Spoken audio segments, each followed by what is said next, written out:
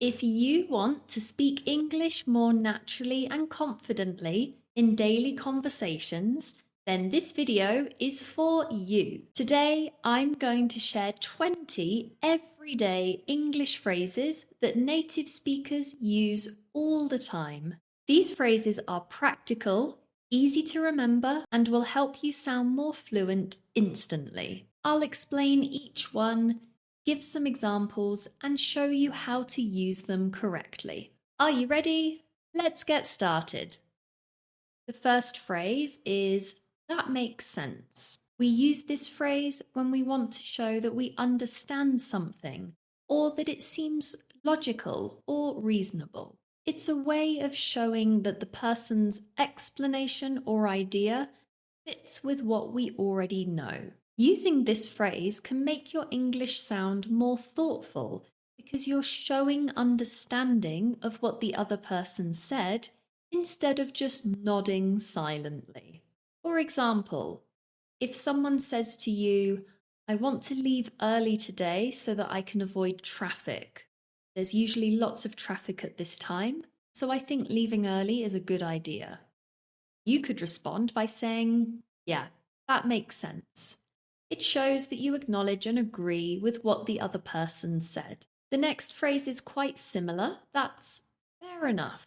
This is a polite phrase that shows that you accept someone's choice, opinion, or explanation for doing something. Even if you don't fully agree, it's a way to be respectful and keep the conversation feeling friendly. This phrase is very common in casual conversations between friends. For example, imagine that your friend has just told you that they don't feel like going out tonight because they're tired and they don't want to leave the house. Even if you don't like or agree with their explanation, you can say, fair enough, to show that you accept what they're saying. Phrase number 3 is, you never know. We use this phrase when something is uncertain but still possible. It's a way to stay positive and open-minded even if a situation seems a bit unlikely. It can also be useful to encourage hope or optimism in a conversation. For example, maybe your friend is telling you about a job interview that they just did and they feel that it didn't go very well. You want to help them feel positive and hopeful about the outcome. You could say, well, you never know, meaning we don't know what's going to happen. You might still get the job, so let's stay positive. The next phrase is, it's up to you. This is used when you want to show that a decision belongs to someone else. It's a way to show that you are flexible while also giving the responsibility of the decision to the other person. It's very useful in daily life, whether you're deciding where to go for dinner, what to do at the weekend, or how to solve a problem. It shows that you value or respect the other person's opinion. For example, imagine that you and your partner are trying to decide where to go for dinner tonight. You want to show that you don't mind, you're happy for them to decide. You can say, it's up to you. Phrase number 5 is, I'm not so sure. This is a gentle way to express doubt or hesitation. It could also be used if you want to disagree with someone, but is a little bit less strong than saying, I disagree. It's polite and friendly and keeps the conversation open. You can also use it when you are not ready to make a decision and you feel like you need more information. For example, imagine you are planning where to go for your next holiday. Your friend suggests that you go to the UK for your holiday, but you're not 100% convinced about that idea. You could say, I'm not so sure. I think I need to do more research. The next phrase is, that's a good point. We use this phrase when someone says something important, clever, or something that we haven't thought of before. It shows that you appreciate their idea and encourages more conversation. Using this phrase makes you sound like you're engaged in the conversation and is very natural in everyday English. Remember my example from the beginning with your friend who wanted to leave early so they could avoid the traffic? You could respond to that and say, "That's a good point," to show that they've thought of a good idea. The next phrase is, "I see what you mean." This is another one to show that you understand someone's feelings, opinions, or point of view. It doesn't mean that you agree with them, but it shows empathy and understanding for their situation or opinion. Native speakers often use this in a conversation where the other person has shared how they feel about a situation. For example, imagine your friend has just been complaining about a family member. Maybe this family member has been very annoying or they've done something very unreasonable. You want to show your friend that you are understanding and empathetic of their situation. You can say, "I see what you mean." Phrase number 8 is, "Sounds good to me." This phrase is very useful when you are making plans with someone. It's an informal way of agreeing with a plan or a suggestion. Using this phrase is a great alternative to simply saying yes, as it can make your English sound more natural and more like a native speaker.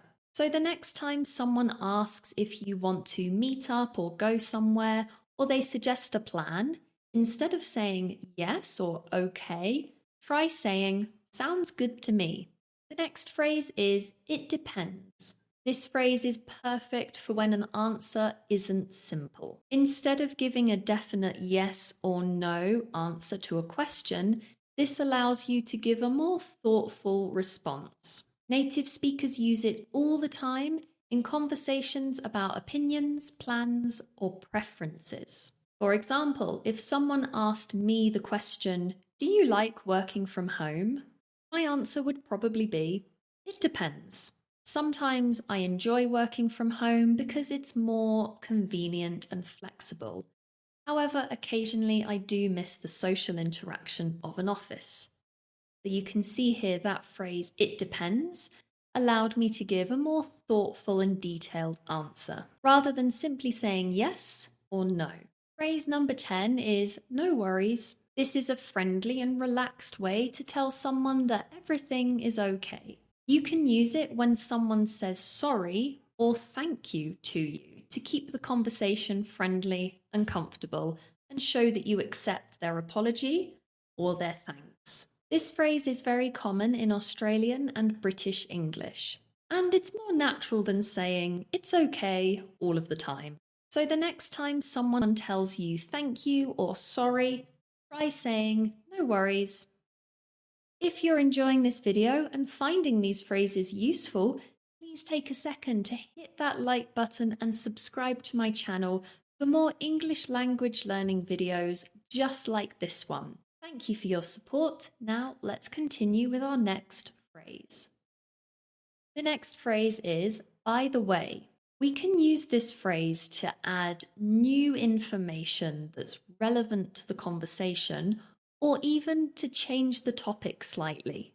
It makes your English sound more natural because it signals that you're adding more information without interrupting the flow of the conversation. Native speakers often use this phrase when they remember something important or they want to add some extra information to the conversation. Imagine you're at work and you're talking with people about places they go to eat and drink in the city.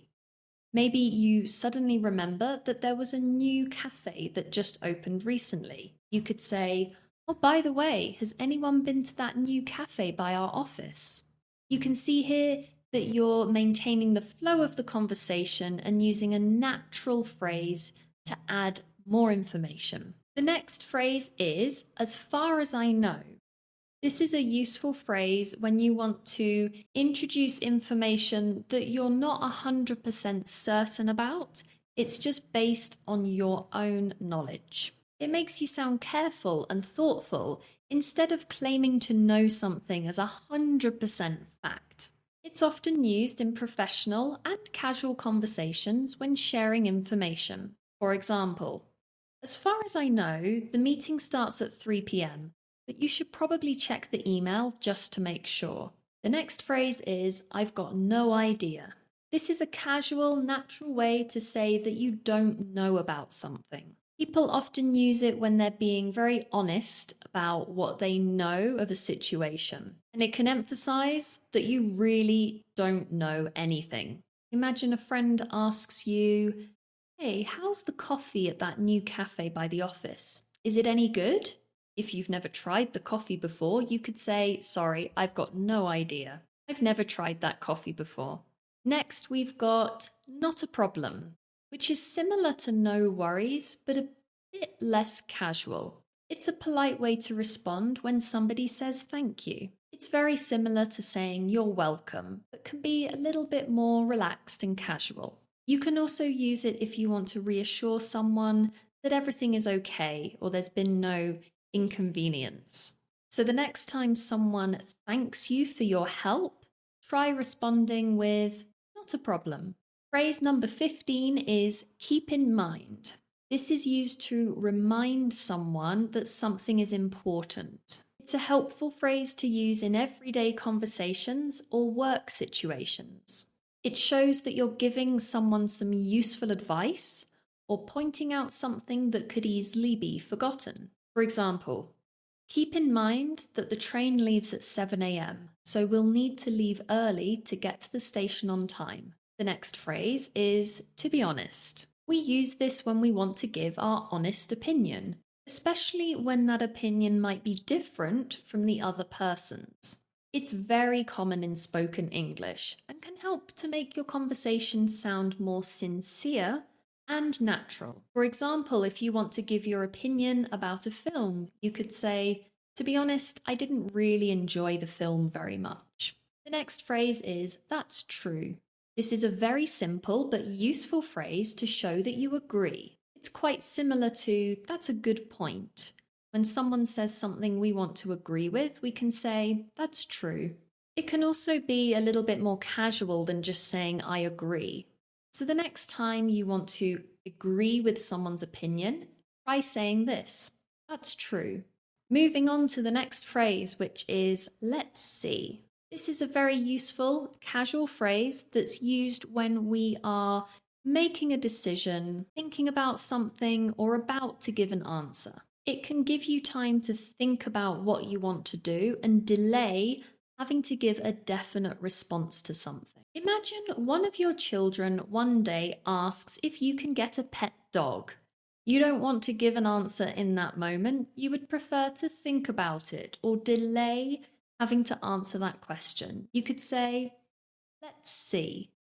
It means you don't have to give a yes or no answer in that exact moment. The next phrase is quite similar to "let's see," and that's "I'll think about it." You can use this phrase when you need more time to think about something before giving an answer. It's useful in both personal and professional conversations. So again, as with my previous example, one of your children asks, "Can we get a dog?" You don't want to give an answer in the moment, you'd prefer to give it some thought. Why don't you say this? "I'll think about it." Our final phrase is "at the end of the day." This phrase is often used to summarize the most important point or give a conclusion to the conversation. It's very common in spoken English and can give a nice, natural flow to what you're saying. Here's an example of when you might use it. Imagine you're coming to the end of a very long meeting at work where lots of people have given different ideas and you want to summarize and state what the main point is. You could say, "At the end of the day, the most important thing is that we finish this project on time." Great work! You have just learnt 20 very common phrases that native speakers use all the time. Now you can go out and use these in your daily conversations and let me know in the comments how you get on. If you're looking to continue learning English with some more useful phrases, then I recommend you check out this video next.